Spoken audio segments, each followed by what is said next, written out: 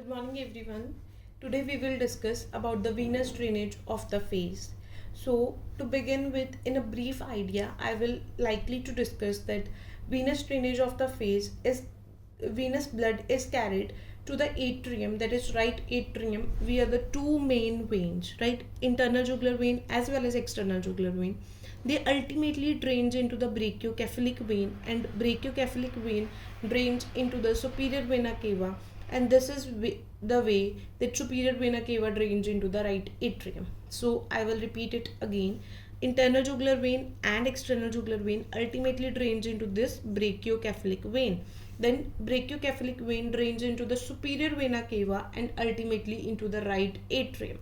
So to begin in detail is this is known as angular vein, right? Angular vein, and then angular vein converts into the facial vein, and next is this common femoral vein. Now there is the retromandibular vein, right? In the parotid gland we have the retromandibular vein, right? Retromandibular vein has two main divisions, basically anterior most and posterior most.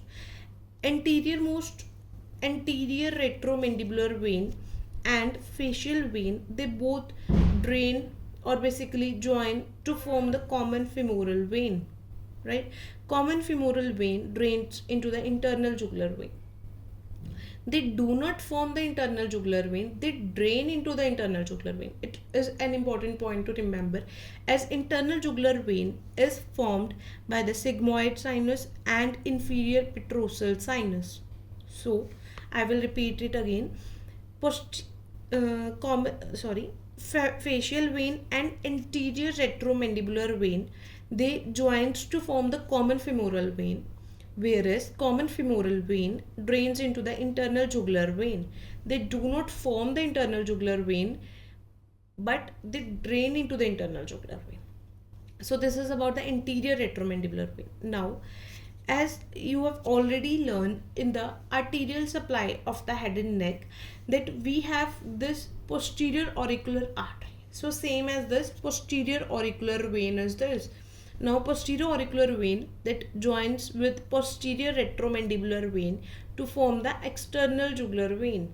So there is a difference.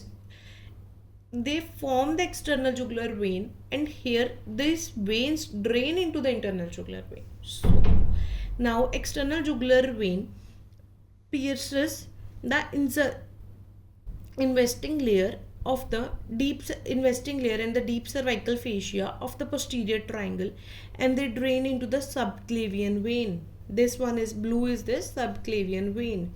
Now subclavian vein and internal jugular vein joins to form the brachiocephalic vein, and then brachiocephalic vein drains into the superior vena cava, and then superior vena cava drains into the right atrium. So this is the venous drainage of the face. Remember the two main points, internal jugular vein and external jugular vein. External jugular vein is formed by the posterior retromandibular vein and posterior auricular vein, whereas internal jugular vein is formed by the sigmoid sinus and inferior petrosal sinus. Common facial vein drains into the internal jugular vein. They do not form the internal jugular vein. So this is all about the venous drainage of the head and neck. Thank you.